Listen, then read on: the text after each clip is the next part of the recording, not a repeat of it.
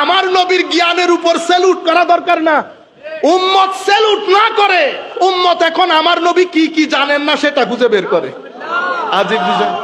এই মাইন্ডসেটের লোকগুলা কখনো আমার নবীর এলম সম্পর্কে, কখনো আমার নবীর হাজের ও নাজের সম্পর্কে, কখনো আমার নবীর মুজিজাত সম্পর্কে, আমার নবীর নবুয়ত নিয়ে এখন আবার কথা এটারে নিয়ে ঘুরিয়ে, আমি গতকাল রাত্রে ছেলেদেরকে বলেছি রিসার্চ করে যত বক্তব্যগুলা বাজারে এসেছে একটু দেওয়ার জন্য।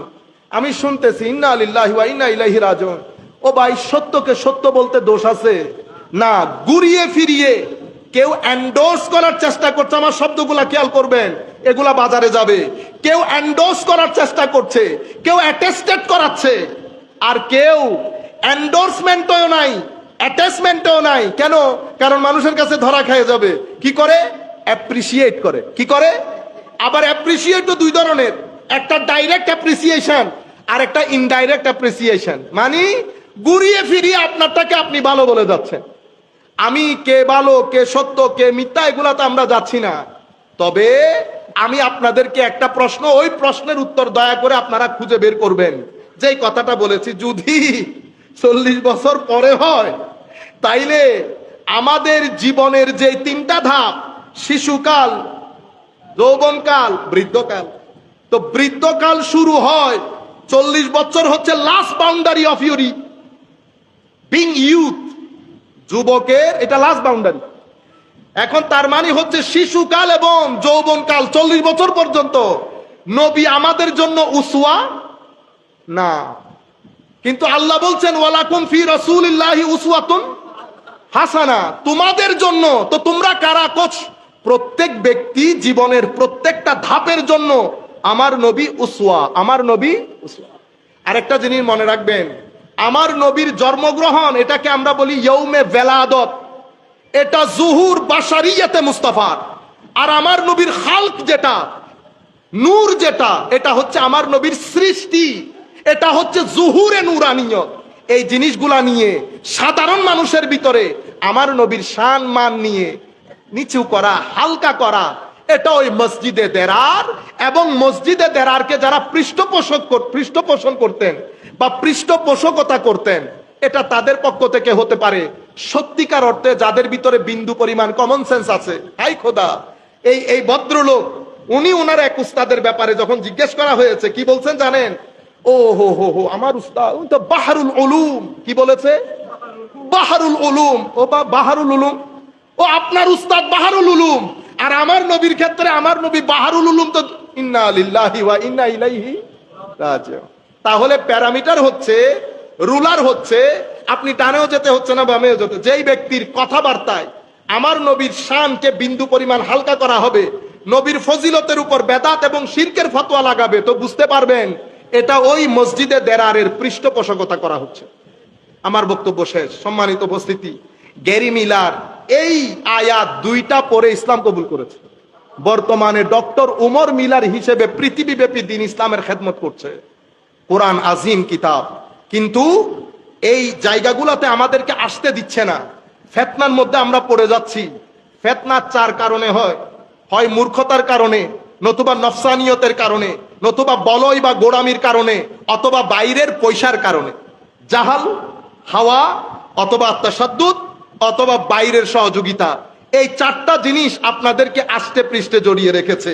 আমাদেরকে অনেক আগে হযরতে রাসূল পাক সাল্লাল্লাহু আলাইহি ওয়াসাল্লাম হাদিসে পাকের মধ্যে ইরশাদ করছেন, এটা হযরতে আব্দুল্লাহ ইবনে মাসউদ রাদিয়াল্লাহু তাআলা আনহু কর্তৃক বর্ণিত। উনি বলেছেন শরীয়তের দৃষ্টি তিনটা। কোরআন, কোনো কিছু কোরআনে খুঁজবো, না পেলে হাদিসে। আচ্ছা, আমি কি কোরআনে খুঁজতে পারবো? আমি পারবো? বুঝতে পেরেছেন? আমাকে কাদের কাছে যাইতে হয়? আমার উস্তাদদের কাছে। উস্তাদ বাদে আমাদের কোনো গত্যন্তর নাই। তাইলে শরীয়তের দৃষ্টি হচ্ছে কয়টা? কোরআন, সুন্নাহ এবং উলামা। কোরআন, সুন্নাহ এবং উলামা, এটা শরীয়তের দৃষ্টি।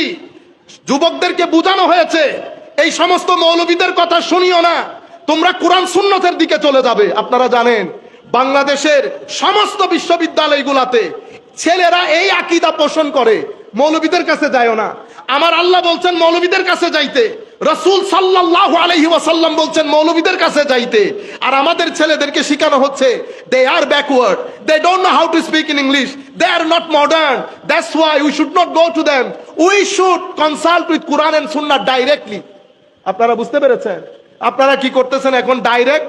কিন্তু আমার নবী, সাহাবায়ে কেরাম, আল্লাহর কোরআন আমাদেরকে বলছে আতিউল্লাহ ওয়া আতিউর রাসূল ওয়া উলিল আমরে মিনকুম, কোরআন সুন্নাহ এবং উলামা। হযরতে আব্দুল্লাহ ইবনে মাসউদ উম্মতে মুসলিমা ঐক্যমত এই বিষয়ে। কোন উলামা যদি একটা মত দেন এটাকে আমরা কিয়াস বলি, সমস্ত উলামা যদি মত গ্রহণ করেন এটাকে আমরা ইজমা বলি। আলটিমেটলি ব্রডারলি স্পিকিং আমরা এটাকে বলি কোরআন সুন্নাহ এবং উলামা। কেন? কারণ উলামা জমিনে আল্লাহর পক্ষ থেকে বিশেষ রহমত, তাদের মাধ্যমে কোরআন এবং সুন্নতের মাসআলাগুলা হল হয়। কোরআন এবং সুন্নাহ প্রত্যেক শতাব্দীতে জিন্দা থাকে আল্লাহর এই সমস্ত মর্দে হকগুলার মাধ্যমে। মনে রাখবেন, হযরত আব্দুল্লাহ ইবনে মাসউদ বলেছেন কোরআন সুন্নাতে যদি না পাও তো কোথায় যাব? তো কোরআন সুন্নাতে না পাইলে ফালিয়াকদি বিমা কুতিয়া বিহিস সালিহুন, তো তোমার এলাকার উলামায়ে কেরাম যে বিষয়ে মত দিয়েছে সেই বিষয় গ্রহণ করো। আপনারা বুঝতে পেরেছেন?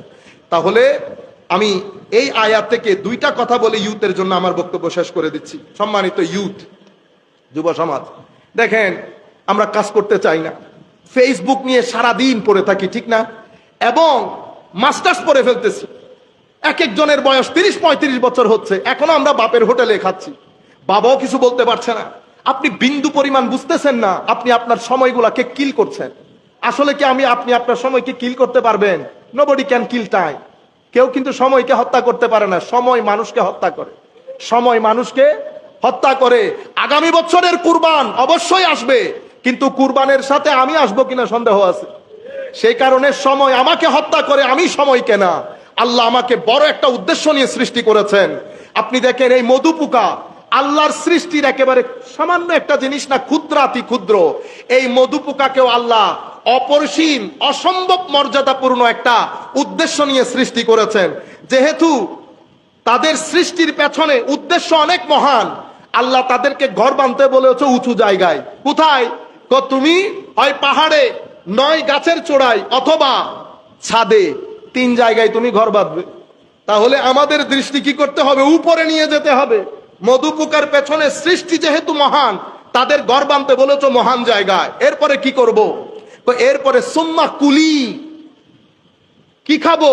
তো সুম্মা কুলি বলে আমার আল্লাহ বলছেন মিন কুল্লি সামারাত, পবিত্র জিনিস, হালাল জিনিস, সুন্দর জিনিস খেতে বলেছে, যেখানে সেখানে মুখ লাগাইতে নিষেধ করেছে। কেন? উদ্দেশ্য মহান, উদ্দেশ্য মহান। এরপরে কি বলেছে? এরপরে বলেছে ফাসলুকি সুবুলা রব্বিকি জুলুলা, ফাসলুকি সুবুলা রব্বিকি। 3 নম্বর নির্দেশ। সৃষ্টির পেছনে উদ্দেশ্য যেহেতু মহান, খেতে বলেছে হালাল জিনিস, পবিত্র জিনিস, সুন্দর জিনিস। এরপরে বলেছে তুমি তোমার রবের দেখানো রাস্তায় চলবে। তোমার রব প্রতিপালক যেভাবে তোমাকে নেভিগেট করছে সেই আন্দাজে তুমি তোমার পথ চলা বজায় রাখবে।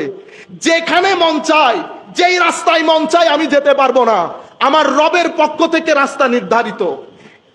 সিরাতুল মুস্তাকিম এক রাস্তা, এই এক রাস্তার সাথে শিইয়তের রাস্তা, খারেজিয়তের রাস্তা, এতেজালের রাস্তা, জাবরীদের রাস্তা, কদরীদের রাস্তা, সালাফিদের রাস্তা, লা মাযহাবিয়তের রাস্তা, লা দ্বীনিয়তের রাস্তা, এলহাদিয়তের রাস্তা। রাস্তার কোনো সীমা পরিসীমা নাই, কিন্তু আমার রাস্তা একটা, সুবুলা রব্বিকি, তুমি তোমার প্রভুর রাস্তা ঠিক রাখবা। এরপরে জুলুলা, তুমি তোমার প্রভুর রাস্তায় আজিজির সাথে, এনকেসারির সাথে, ভদ্রতার সাথে চলাচল করবা।